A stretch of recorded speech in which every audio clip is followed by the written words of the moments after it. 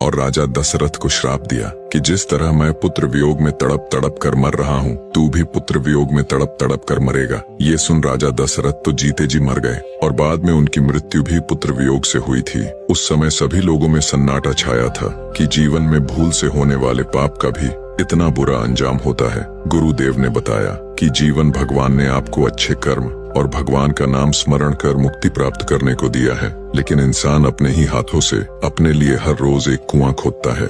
गुरुदेव के मुख से निकल रहे एक एक शब्द सुनकर जमींदार को पसीना आ रहा था। उसको अपनी की हुई गलती का पश्चाताप हो रहा था, लेकिन वह इतने लोगों के सामने कह नहीं सकता था। वह उठकर वहां से जाने लगा। तभी गुरुदेव बोले, शिष्य आप कहाँ जा रहे हो? जमींदार घबरा कर रुक गया। बोला, गुरुदेव मेरा एक काम याद आ गया था, मुझे वहाँ जाना जरूरी है। गुरुदेव उसके चेहरे को पढ़ रहे थे। शिष्य हमें आपसे कुछ काम था, आप शाम में मंदिर में आने का कष्ट करें। जरूर गुरुदेव मैं आऊंगा। जमींदार वहाँ से किसी तरह गया। जब वह अपने घर पहुँचा तो अपने कमरे में बैठकर सोच में डूब गया और गुरुदेव का प्रसंग और बातें उसे अंदर अंदर खाई जा रही थी कि मैंने अपना जीवन बर्बाद कर लिया, अब मेरा क्या होगा। वह अपने सिर को पकड़े बैठे थे। तभी उनकी पत्नी आई और बोली, क्या हुआ आपको? आपकी तबीयत तो ठीक है? हाँ ठीक है, मुझे कुछ नहीं हुआ। पत्नी को ऐसा लग रहा था कि ये मुझसे कुछ छिपा रहे हैं। पत्नी ने उनके लिए खाना परोसा। आज मेरा मन नहीं है। कमरे में लेटकर थोड़ा आराम करने लगे। जब शाम का समय हुआ तो जमींदार महात्मा से मिलने को चल दिया।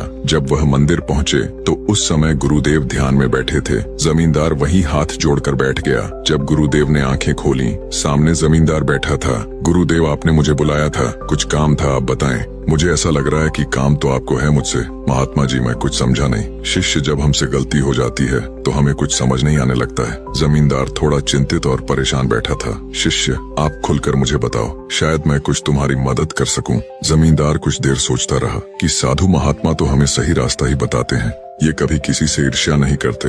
मुझे अपना पाप इन्हें बताना चाहिए। बहुत हिम्मत कर जमींदार बोला कि गुरुदेव आप तो ब्रह्मज्ञानी हो, मुझसे एक बहुत बड़ा पाप हो गया है। मैं आज जब आपका प्रसंग सुना, जब से लेकर अभी तक मैं अपनी सुध बुध खो बैठा हूँ, मुझे बचा लो महात्मा जी। और जमींदार रोने लगा। शिष्य जो पाप तुमने किया है उसका दंड तो तुम्हें मिलकर रहेगा, लेकिन तुम उसका प्रायश्चित्त करो ताकि तुम्हारे पाप का दंड कम हो सके। मुझे क्या करना होगा गुरुदेव? उस महिला का यहाँ अब कोई नहीं है, उसकी जीवन भर सेवा करो और गरीबों की मदद करो, किसी का अहित मत करो और हर रोज भगवान के पास जाकर उनका नाम जप करो, तभी कुछ हो सकता है। जमींदार ने गुरुदेव की आज्ञा का पालन करना शुरू कर दिया। वह महिला बेसहारा इधर उधर भटकती रहती थी। उसको एक घर दिया और हर रोज उसको खाना पानी दिया जाने लगा। वह महिला ने भी भगवान का शुक्रिया अदा किया और जमींदार गरीब लोगों की मदद करने लगा और भगवान के पास बैठकर उनका